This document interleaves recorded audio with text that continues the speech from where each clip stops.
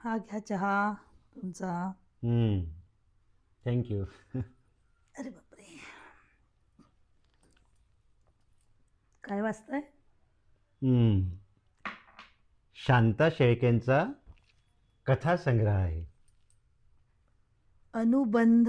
शांता शेळके. हम्म. शांता शेळकेंच्या कथा? त्या उत्तम कवयित्री तर होत्याच, पण त्यांनी विपुल असं कथालेखनही केलेलं आहे. माहिती आहे ना तुला?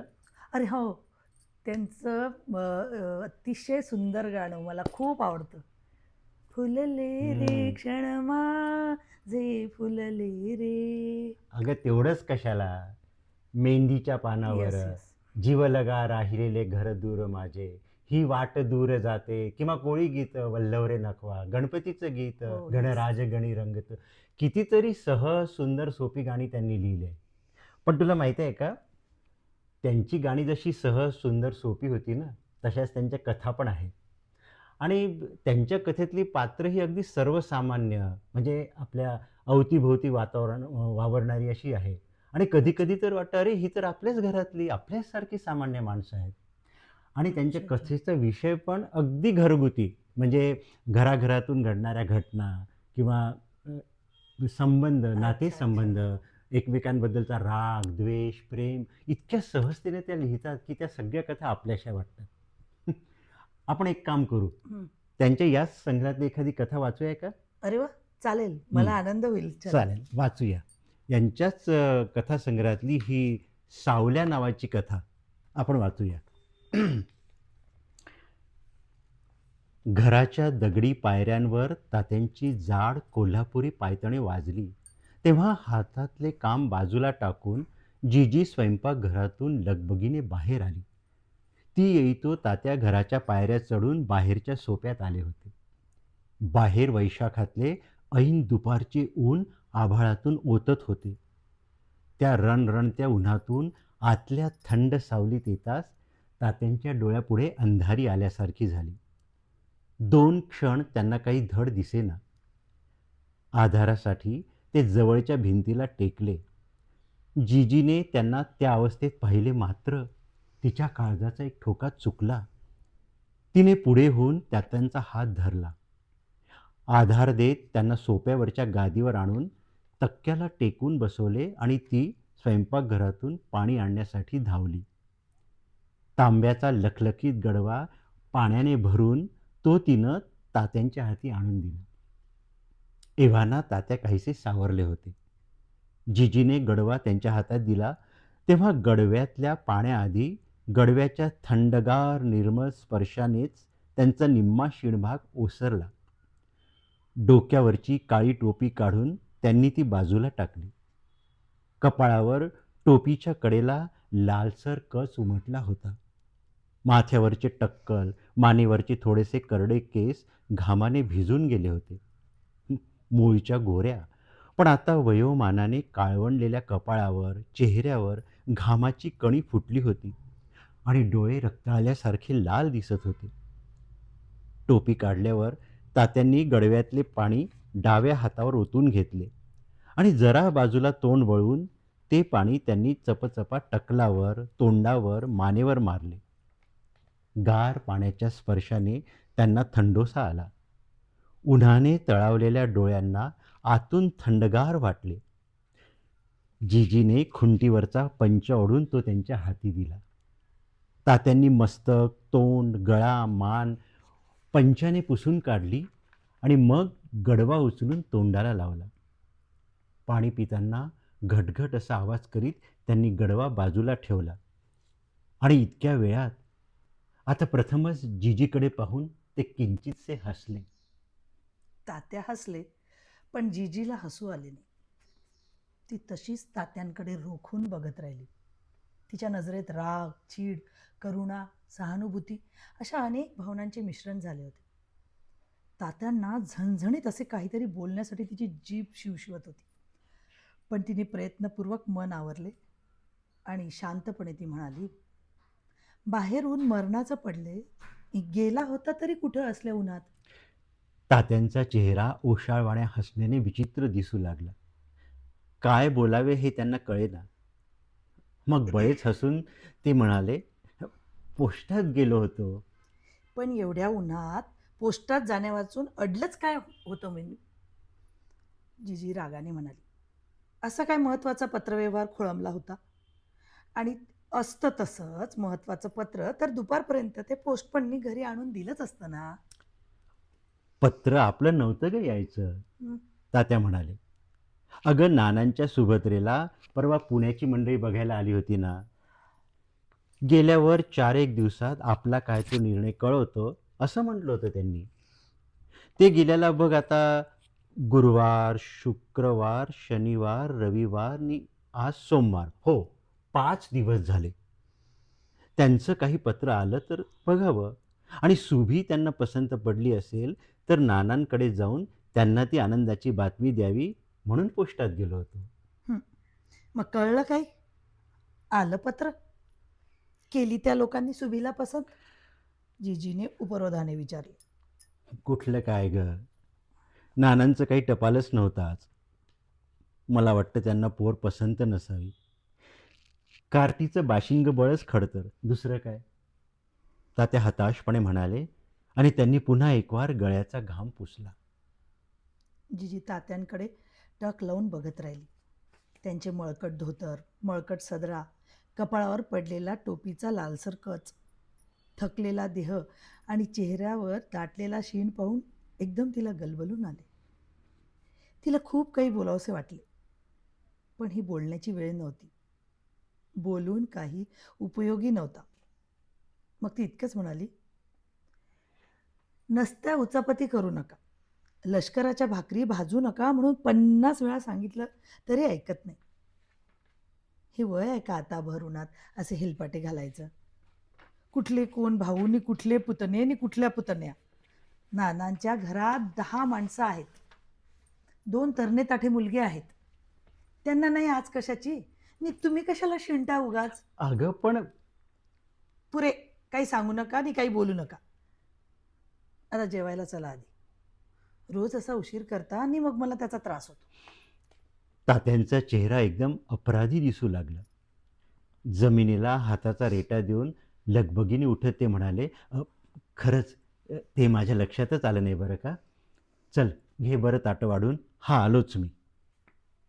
जेवायच्या वेळी रोजच्या प्रमाणेच तात्यांनी एकदम दोघांनी जेवायला बसायचा हट्ट धरला आणि जिजीनेही नको म्हणत त्यांच्याबरोबर आपलेही ताट वाढून घेतले. मग साठी उलटून गेलेली ती दोघे नवरा बायको एकमेकांना आग्रह करीत शांतपणे जेवू लागली. जेवणे उरकल्यावर तात्या रोजच्या प्रमाणेच जिजीला म्हणाले, "अ, तुझी झाकपाक होईपर्यंत मी इथंच थांबून राहतो. अ, मी इथेच बसून राहतो." आणि जिजीनेही रोजच्या प्रमाणेच, तुम्ही बाहेर जाऊन निवांतपणे पानबीन खा. तुम्ही इथं असलात ना की मला काम उरकत नाही." असे म्हणून हसून त्यांना बाहेर सोप्यावर धाडून दिले. ताता गेल्यावर जिजीने भराभर काम आवरले. भांड्यातून थोडे थोडे राहिलेले वरण, भाजी, चटणी काढून कपाटात ठेवून दिली. दही झाकून ठेवले. तापलेल्या दुधावरची साय काढून तिला विरजण लावले. चुलीला पोतेरे घातले आणि स्वयंपाकघर शेणाने सारून घेतले. जिजीचे काम स्वच्छ नीटनेटके असे. तिला इतकी सुद्धा अव्यवस्था, घाण, चालढकल खपत नसे. पण अलीकडे तिच्याने एवढे श्रम होत नसत. 2 माणसांचे काम ते किती असणार? पण तेवढे उरकताना तिला शीण येई. खाली वागताना, उठताना कंबर दुखे. पाठीला रग लागल्यासारखी होई.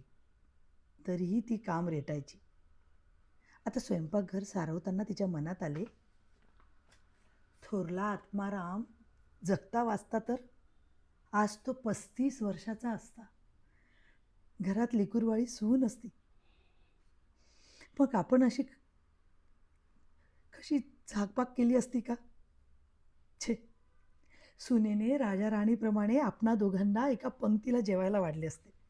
आणि जेवणं झाल्यावर आपण तात्यांना म्हणालो त्या शब्दात ती आपल्याला म्हणाली असती, आपण बाहेर जाऊन निवांतपणे बसावं. वाटल्यास माझ घरात जरा आडवं व्हावं. मी उरकते मागलं सगळं. मग आपण दोघेजण बाहेर सोप्यावर जाऊन बसलो असतो. पण निवांतपणा मात्र आपल्याला मिळाला नसता. 4 नातवंड घरात असती. त्यांनी दंगा मांडला असता. सारा सोपा त्यांच्या हसण्या खेळण्याने भरून गेला असता. कदाचित नानांच्या सुभीच्याच वयाची आपली लग्नाची नात असती. सुभीसारखी तिला कोणी नापसंत केली नसती आणि तात्या पोस्टात जाऊन आले असते. ते आपल्या नातीला पसंत केल्याची शुभवार्ता देणारे पत्र घेऊनच आले असते. मग त्यांनी जवळ घेऊन तिची थट्टा करत ती वार्ता प्रथम तिला सांगितली असती. घरात आनंदी आनंद झाला असता. आपण सुनबाईला म्हणालो असतो, ए बाई आता कामाला कंबर बांध बाई, तुझ्या लेकीचं लग्न उभं राहायचं आहे म्हटलं. एका घटकेत जिजीचे मन जणू ब्रह्मांडाला फेरा घालून परत आले. सारे कल्पनेचे खेळ, पण त्या खेळात ती किती रमून गेली होती.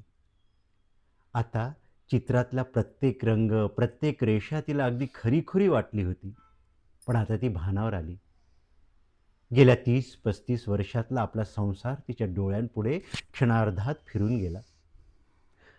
त्यांचा पहिला मुलगा आत्माराम, सावळा पण अतिशय गोंडस गुटगुटीत. 1.25 वर्षातच अंगाने तो इतका बाळसेदार झाला की त्याला मांडीवर घेतले तर सारी मांडी झाकून जायची. बाहेर जाताना खांद्यावर टाकला तर हात भरून यायचा. रोज संध्याकाळी तात्या त्याला खांद्यावर टाकून अंगणात फेऱ्या मारीत. फेऱ्या मारताना गाणी गुणगुणत. गाणे गुणगुणताना क्षणभर ते थबकले तर पोरगा त्यांना म्हणे, ताता ते म्हण ना, गाणं म्हण ना. त्याला तात्या कधी नीट म्हणता आलेच नाही. 2 वर्षात तो पावले टाकू लागला, धावू लागला. आपण त्याला हौसेनं चांदीचा घुंगराचा करगोटा केला होता. गजनीची गोंडे लावलेली कुंची त्याला शिवली होती. त्याचे जावळे कसे डोके भरून होते. कानात लाल खड्याचे डूल घातले होते आपण त्याच्या. इतक्या वर्षांचा अवधी मध्ये गेला, पण अजून जिजीला त्याचा चेहरा, त्याचे डोळे, त्याची जीवनी सारे स्पष्ट आठवत होते. आत्माराम 3 वर्षाचा झाला, तो 4 वर्षाचा झाला आणि मग मग ती काळी रात्र आली. पोटातले झालेचे निमित्त झाले आणि एका दिवसात पोर तडफडून तडफडून गेले. मध्यरात्री तात्यांनी 4 माणसे गोळा केली आणि पोटचे पोर ते मातीआड करून आले. त्यानंतर वर्षभर जिजीच्या डोळ्यांचे पाणी खळले नाही. आत्माराम गेला त्याबरोबर जिजीची रयास गेली. आत्मारामच्या पाठीवर त्यांना आणखी 3 मुलगे झाले, पण ते वर्षाच्या आतच काही ना काही दुखण्याने देवाघरी गेले. आत्मारामने दिले तेवढेही सुख त्या मुलांनी तात्यांना, जिजीला दिले नाही आणि मग सरते शेवटी झालेल्या 2 लेकी, हिरा आणि तारा, त्या मात्र जगल्या, वाचल्या, जाणत्या झाल्या आणि लग्ने लावून दिली तेव्हा मुकाट्याने आपापल्या घरी गेल्या. लेक म्हणजे बोलून चालून परक्याचे धन, आपल्याला थोडेच लागते. हक्काचा म्हणजे मुलगाच, पण तो वाढायचा नव्हता. नव्हते आपल्या नशिबात म्हणायचे, दुसरे काय. जिजीला हुंदका आला. तिने पदराने डोळे पुसले, हात धुवून नाक शिंकरले आणि उरलेले सारवण कसेबसे संपवले. हात धुवून पदराला हात पुशीत ती बाहेरच्या सोप्यावर आली. तात्या गादीवर आडवे झाले होते. त्यांना झोप लागली होती. जिजी पुढे सरकली. तात्यांच्या पानाच्या डब्यातून तिने हलकेच सुपारीचं खांड काढून तोंडात टाकलं, पण डब्याचे झाकण लावताना आवाज झाला. तात्यांची हलकी सावध झोप तेवढ्याने चाळवली. त्यांनी डोळे उघडले. जिजीला बघताच ते हसले, म्हणाले, आटोपलं काम? काम काम ते काय, असे काय डोंगर उचलायचे आहेत. जिजी म्हणाली. 4 भांड्यांची झाकपाक केली, चुलीला बोळा फिरवला, स्वयंपाकघर सारवलं, झालं. तात्या क्षणभर जिजीकडे बघत राहिले. गेली 40 वर्षे संसारात आपल्याला साथ देणारी ही आपली जोडीदारी. जिजीचा गोल चेहरा, अजूनही बरेच काळे असलेले केस, भरलेला व्यवस्थित बांधा, मुद्रेवरील प्रेमळ भाव. 40 वर्षे निघून गेली हे तात्यांना खरेच वाटेना. त्यांना लग्नातली जिजी आठवली आणि त्यानंतरची तिची अनेक रूपेही त्यांच्या डोळ्यापुढून भरभर फिरून गेली. आत्मारामच्या वेळी मृत्यूने कोसळलेली जीजी, पुढच्या 3 मुलांची मरणे भकास कोरड्या डोळ्यांनी पाहणारी जीजी, आणि आता वार्धक्यात संसाराचा गाडा मुक्या सोशिकपणे ओढणारी जीजी. दोघेही पती पत्नी एकमेकांकडे संथ नजरेने बघत राहिले. 40 वर्षांचा संसार त्यांच्यामध्ये पसरला होता आणि सारी वर्षे एक प्रदीर्घ पोकळी होऊन त्यांच्यासमोर उभी होती. तात्यांनी एक उसासा टाकला. किंचित चाचरत ते म्हणाले, नानांच्या सुभीला जर पुण्याच्या माणसांनी नकार दिला तर कसं व्हायचं?" काय होणार आहे? जीजी म्हणाली. दुसरे कोणीतरी येऊन तिला बघतील, आज ना उद्या तिचं लगीन ठरेल. तुम्ही का काळजी करता? "तेही खरंच आहे म्हणा," तात्या ओशाळून म्हणाले. जरा वेळाने त्यांना इतर काही आठवणी होऊ लागल्या. जीजीकडे सरळ नजर न टाकता अवघडलेल्या स्वरात ते बोलू लागले, "झालंच तर आबाचा पोरगा आजारी आहे. तिकडं जाऊन यायला हवं एकदा." आता जीजीचा संयम सुटला. सकाळपासून दाबून ठेवलेले सगळे शब्द पुराच्या लोटासारखे घोंगावत आले. ती अनावरपणे बोलू लागली. नानाच्या शुभीचं लग्न जमवायचं आहे. आबाच्या मुलाचं दुखणं काढायचं आहे. आप्पाच्या घरात लेकी सुनांची भांडणं चालली आहेत, ती मिटवायची आहेत. अहो, साऱ्या भाऊबंदाच्या अडचणी निवारायचा का ठेका तुम्ही घेतलाय? पेन्शनं घेतलीत. रिकामं घर खायला उठतं. मायेला लाज नसते म्हणून या भावाकडे जाता, त्या भावाकडे जाता, याची कामं करता, त्याच्या अडचणी निवारता. पण त्यांना आहे का आपल्याबद्दल काडी इतकं प्रेम? गेल्या वर्षी तापानं 15 दिवस अंथरुणाला खिळून पडला. किती जण आले तुम्हाला बघायला? धीराच्या घरी मी गेले तर त्यांच्या सुना कधी माझ्या पायात सुद्धा पडत नाही माझ्या. अप्पाच्या लेकाच्या लग्नात तुम्ही जीवापाड कष्ट केलेत. मी पर्यंत राबले. काय झालं? चोळीचा एक खण फुकटाचा तो पण मला कोणी दिला नाही, की लग्न उरकल्यावर 5 बुंदीचे लाडू रीत म्हणून आपल्या घरी धाडले नाहीत. आज माझा मुलगा असता, माझी सून असती, तर हे असे वागले असते का? बोलता बोलता जीजीचे डोळे भरून आले. "कशाला ते काढतेस पुन्हा पुन्हा?" तात्या म्हणाले. "नव्हतं आपल्या नशिबी म्हणायचं, गप्प बसायचं." त्यांचाही स्वर वृद्ध झाला. मी गप्प बसतेच हो, मी सोसतेच सारं, जीजी म्हणाली. पण तुम्ही साऱ्यांसाठी जी धावाधाव करताना ते सहन होत नाही मला. तुमचे कष्ट बघवत नाहीत. द्या हे सोडून आता. कुणी कुणाचं नव्हे हेच खरं. सख्खी पोटची जिथे लाभली नाही तिथे या पाठच्यांचा काय भरोसा धरता? घरात बसावं, देवाचं नाव घ्यावं. कुणी नाही तर निदान आपण दोघं एकमेकांना आहोत यात समाधान वाटायचं. समाधान मानावं. काय म्हणते मी? समजते ना? तात्यांनी मुकाट्याने मान हलवली. मग शून्य नजरेनं ते समोरच्या भिंतीकडे बघत राहिले. काय दिसत होते त्यांना तिथे? गेलेली मुलं, भकास भविष्य, उरलेली रीती वर्षे. दिवस कल्ला, मावळला. बाहेरच्या अंगणात दाटलेल्या सावल्या गडद झाल्या. घराच्या कानाकोपऱ्यात दडलेला काळोख पुढे पुढे सरकू लागला. जीजी उठली, आत गेली. पितळेचा मोठा स्टँड लावून तिने तो बाहेरच्या सोप्यात बैठकीवर आणून ठेवला. फिकट पिवळा उदासवाणा प्रकाश सर्वत्र भरून राहिला. घरात साकळलेलं एकाकीपण आणखीनच दाट होऊ लागलं. बराच वेळ तात्यांची चुळबुळ चालली होती. जरा वेळाने ते एकदम उठले. खुंटीला अडकवलेला सदरा त्यांनी अंगात घातला. डोक्यावर टोपी ठेवली. सदऱ्याच्या गुंड्या लावत ते जरा वेळ तसेच तिथे घुटमळत राहिले. मग ओशाळवाण्या अपराधी स्वरात जिजीस म्हणाले, रागव नकोस, पण पण आबाच्या घरी एक एक चक्कर टाकून येतो. पोराचं कसं आहे ते बघायला हवं ना. जिजीला काही बोलायचे होते, पण ती नुसतंच शून्यपणे तात्यांकडे बघत राहिली.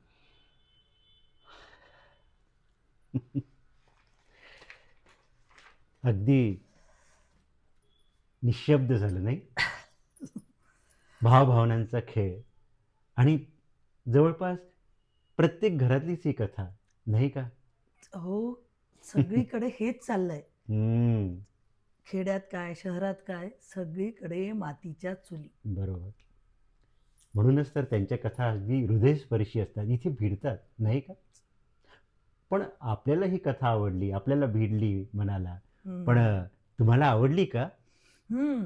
तुम्हाला जर आवडली असेल तर आमचं चॅनल लाईक, सबस्क्राईब करायला अजिबात विसरायचं नाही. आणि हो, कॉमेंट्स मात्र अगदी नक्की नक्की करा हां. तुमच्या अभिप्रायाची आम्ही वाट पाहतोय. यस, नमस्कार. नमस्कार.